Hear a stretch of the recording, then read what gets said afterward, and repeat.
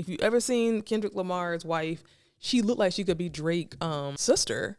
And then, for Rick Ross to be white boy this and white boy that, but like that white boy that you're talking about, he looks like every woman that you want to mess with, number one. Number two, all of your most hottest records, that white boy is the one that made him hot. So y'all can miss me with this white boy thing. I feel like, they find a sore spot and that's all they can kind of use. You cannot knock Drake's talent. You cannot knock Drake's consistency. You cannot knock Drake's version of his creativity and his usage of words and his ability to be pop and be R&B and be reggae. Like, so sit back and relax. That's scary. Meloney P. Talk to him. With Meloney P. That's scary with Meloney P. Come on. Welcome to another episode of the That's Scary with Meloney P podcast. I'm your girl, Meloney P, and we are here with another episode, y'all. Listen, before we get started, make sure you hit that subscribe button. We are almost at 1,000 subscribers, y'all, and I'm very, very appreciative.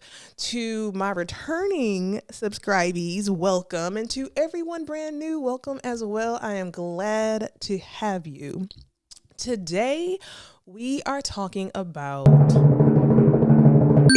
Drake and Kendrick Lamar and the beef around the industry.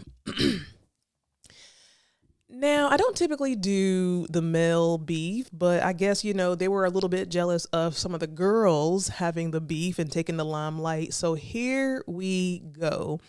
This is going to be Drake and Kendrick Lamar, Cliff Notes for Dummies, pent down, right? So I did some research and I got some background information. And then at the end, I'm going to tell you, my thoughts on who I feel like, my thoughts on who I feel like actually won the hip hop battle currently going on with Drake and Kendrick Lamar. All right, y'all, here's something you might not know about what is currently going on with Kendrick Lamar and Drake. So when I was doing my research, I found some really interesting information. When I was doing my research, I found some really, really interesting facts and information that I think people may not know. I think the average person may not know, especially my girlies. You may not know where this beef started. You would be very interested to know that way back in 2011, when Drake was out, he was doing his thing. He had his first album. He was very successful. He came out of nowhere and he was topping the charts. He heard some of Kendrick Lamar's raps, some of his lyrics, and he was very, very impressed. Now, at this time, Kendrick Lamar was really a nobody, especially in comparison to Drake. He was kind of just getting his foot in the door. He did not have an album, but he was kind of like, just starting and just kind of getting his feet into the industry. Drake heard his lyrics, and long story short, he really wanted to help him get his foot in the door. Drake, he actually asked Kendrick Lamar to come on tour with him, right? Now, again, at this time, this is when Drake first came in the game back in 2011, and he was everywhere. Listen, when I first heard Drake, I was a fan. I still am a big fan of Drake, and I think that I'm a fan for a lot of the reasons why some of the other rappers kind of try to come for him, because I like his versatility, and I love, he will sing, he will rap, he'll go a little bit pop, he'll go hardcore, and I like the dimension, and I like the just the options that you get with him. You get a little bit of it all, right? So anyway, when Drake first came out, he was extremely popular, and he's really been popular ever since then because he's been very consistent in the rap game. He asked Kendrick Lamar to come on tour with him. Now, if you go back to tweets back in 2011, you will see how Kendrick Lamar and Drake spoke so highly of each other. You'll see tweets from Kendrick Lamar saying that, that he was so surprised to see how genuine and how cool of a guy that Drake was. You'll see a lot of tweets from Drake saying how he was very much a fan of Kendrick Lamar, and he just wanted to kind of introduce him, to the rap game and to the hip hop game. And that I'm gonna come back on that because that kind of sets the tone of where my thoughts and opinions are in this beef. So like I said, Drake welcomed Kendrick to the hip hop game. He was constantly congratulating him on social media and on Twitter. And this was really before, like I said, Kendrick Lamar had any album. He didn't have any album out, but Drake was just a fan of his talent. So one of the common denominators in this story is that Drake has always kind of I don't want to say usher, but he did kind of usher him in, but he's always been supportive of Kendrick Lamar. And I feel like Kendrick Lamar, as soon as he got a little bit of, fame or, his name kind of, getting in the industry, I feel like he kind of turned his back on Drake. So let me just kind of sum this up again. Kendrick Lamar, no album, not really a household name at all. Drake is popping off. Drake, ushered him in. He had him on his tour. He spoke so highly of him. He wanted to help him, make sure that his music was getting popping. He was tweeting his praises and congratulating him because in 2012, I think Kendrick Lamar finally dropped his album. And, you'll find tweets in 2012 from Drake just congratulating him and putting him on and promoting his music on his own social media. And it was really, really love. Now, I think from what I have read, the first thing that happened that made Kendrick and Drake kind of bump heads is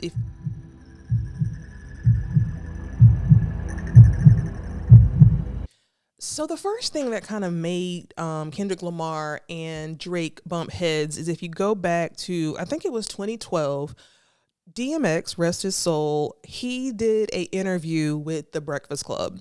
And in that interview, Charlamagne the God and his messy self asked DMX what his thoughts were on Drake. And DMX said that he did not like Drake. He was not a fan of Drake. He couldn't stand how Drake talked. He couldn't stand how Drake walked. He couldn't stand how he looked. I mean, he just was not a fan of Drake. And back then, this was really kind of big because he was just very adamant about how he was not a fan of Drake, right? So after that, Kendrick Lamar was actually on an interview, and the interviewer asked him what his thoughts were of the comments that DMX said about Drake. And he literally told a story about how he was on his tour bus and he heard the people in the front just cackling, laughing hysterically. And he was wondering what they were laughing at. And when he got closer and walked up to, the people laughing, he saw that they were looking at the interview of DMX talking about Drake negatively. And he said that when he got closer and he saw it and he saw that everybody was laughing, he started laughing because he thought that was so funny. He was just making this big deal that he thought it was so funny. Well, I feel like Drake did not like that. And I feel like that kind of goes into his whole, light skin, soft kind of stereotype that people have about Drake. He didn't like it. And maybe I would agree that that was kind of a soft kind of feeling to have about someone laughing at you. But here's the thing to me that saves Drake and, validates his feelings. When you look back at Kendrick Lamar beginning his career, Drake was very much supportive. Drake was very much helping him, promoting him, speaking positively of him, doing whatever he could to help put him on. So there should be a sense of loyalty in my book that Kendrick Lamar should have towards Drake. Now, I understand that people might say it's a part of the game, not a big deal. He made a joke and he was laughing. But to me, the shit is not funny. I can understand it. If somebody is talking shit about me and saying how much they cannot stand how I look, how I smell, how I walk, anything about me. And then someone that I fuck with is laughing at that, and actually not even laughing, but telling the story about how others was laughing and he was laughing. I would not like that either. I would not like that either. Another point that I want to put on, just to, again, validate Drake's feelings is that Drake will tell you, and he said in an interview back then that, his management at the time did not want Kendrick Lamar and A$AP Rocky on his tour. And he had to really fight his management to, push to have Kendrick Lamar and A$AP Rocky on his tour back in 2011. So again, it really shows that Drake was really, being a dude's dude, and he was advocating for Kendrick Lamar. Once that interview came out where Kendrick Lamar was kind of laughing and, making kind of a big deal about DMX's comments about Drake, Kendrick Lamar, and I think A$AP Rocky premiered on a song, and that was literally the last time that Drake and Kendrick Lamar ever got on a song together. If you go back, there are, when Kendrick Lamar's album came out, Drake was featured on Kendrick Lamar's album, and when Drake's album came out, the first one, he actually featured Kendrick on his album, and again, nod to Drake, Kendrick wasn't really a household name at that time, but he fucked with him, he fucked with his lyrics, and he fucked with his talent, and he put him on his record. And then Kendrick kind of, returned the favor and put him on his record and spoke highly of him. So it's kind of messed up to see, where they are and how it kind of unfolded.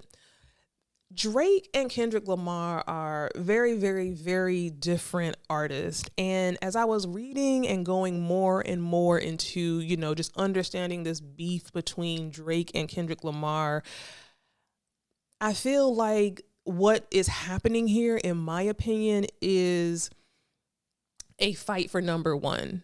Because I think the nail in the coffin was Kendrick Lamar came out with another album, and he actually named Meek Mill, he named Drake, he named like maybe J. Cole, maybe 3 other big rap artists. And he said, no shade, I'm putting it in my words, no shade, but y'all are good, but I'm gonna be better, and I'm here to kill y'all, in the rap game. And everyone that he listed in that lyric gave him props, understood, they wasn't tripping about it, except for Drake. Drake didn't like that yet again Kendrick Lamar was naming his, naming his name in, I guess, a kind of battle way, I feel like Kendrick Lamar's energy towards Drake was very much kind of business. And I think that Drake was thinking that they were developing a friendship. And that's just my thoughts on it. Like I said, the last song that Kendrick Lamar, A$AP Rocky, and Drake did was You Fucking For Free. That was the last song they did. And it was a wrap after that. I want to go back, y'all, because I want to say that consistently Drake tried to show Kendrick Lamar love.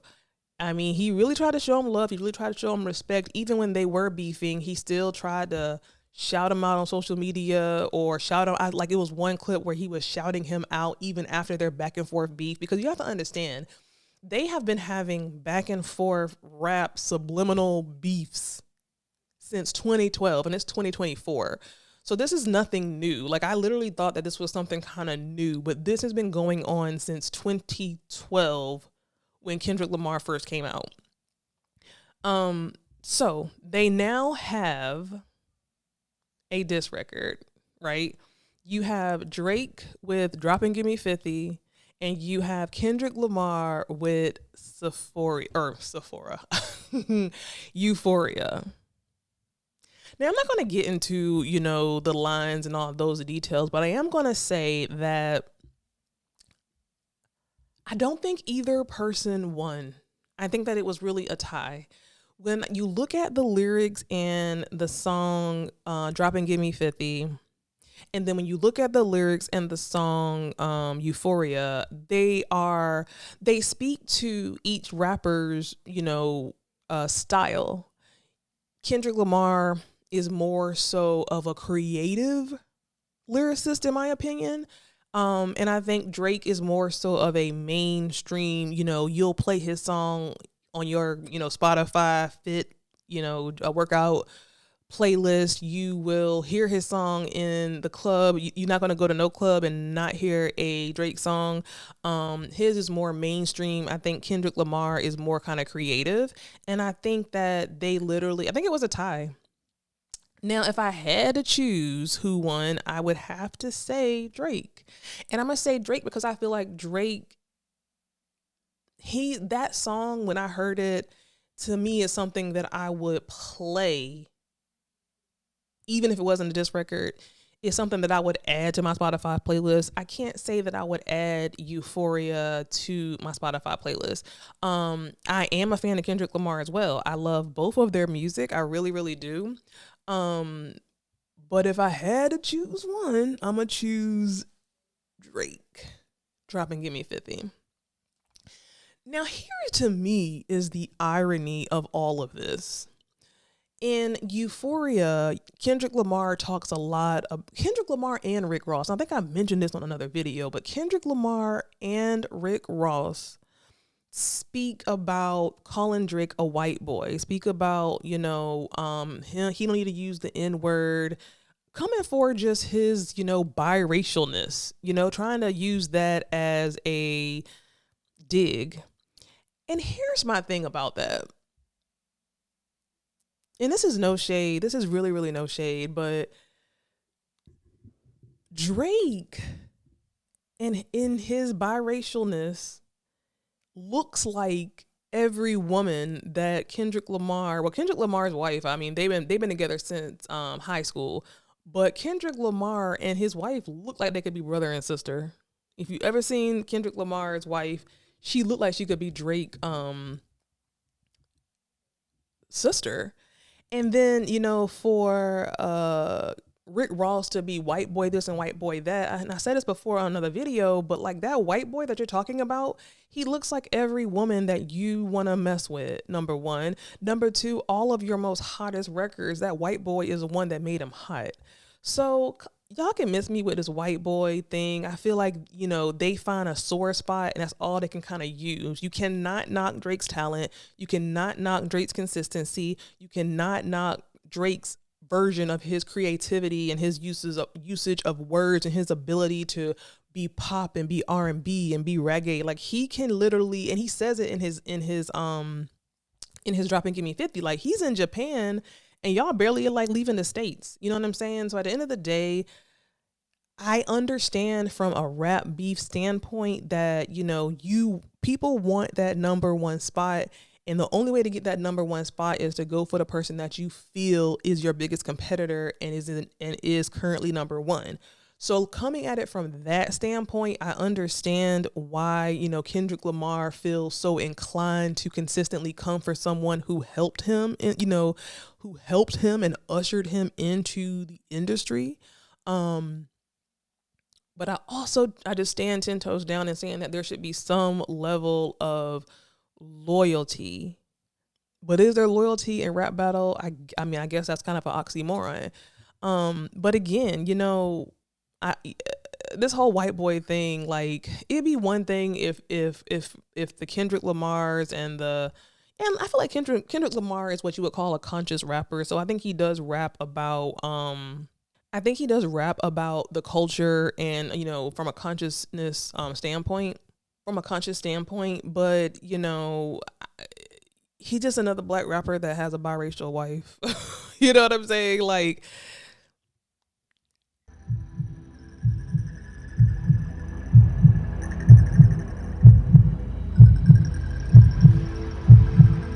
so with that being said, I do feel like Drake won. And I don't want to say Drake won. If I had to choose, it would be Drake. But I think that they're both equally talented. And I feel like it's probably a tie if you go through the words, the lyrics, the energy of Euphoria versus Drop and Give Me 50.